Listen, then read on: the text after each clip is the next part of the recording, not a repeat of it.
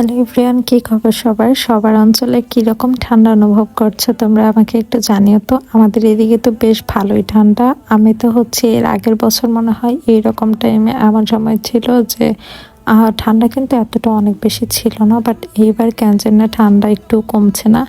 তো এখন যেহেতু আমাদের ঘোরাঘুরির টাইম শেষ আর পরীক্ষার টাইম শুরু হয়ে গিয়েছে, তো এই শীতের সময় কিন্তু পড়তে একেবারেই ভালো লাগে না।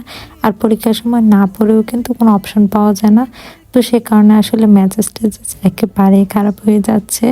তো আমরা আসলে এখন সবার কি উচিত জানো, যারা অনার্সের পরীক্ষার্থী আছে সবার হচ্ছে একসঙ্গে হয়ে দোয়া করা উচিত যেন হচ্ছে ঠান্ডা একটু কমে যায়, কারণ এই শীতে কিচ্ছু শান্তি মতো করতে পারছি না।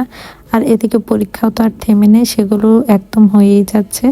তো কালকে পরের দিন যেহেতু পরীক্ষা, সবার কাছে দোয়া প্রার্থী, তোমরা হচ্ছে একটু দোয়া করিও, হ্যাঁ, যেন একটু ভালোভাবে আর কি পাসটা করে আমরা হচ্ছে বের হয়ে আসতে পারি।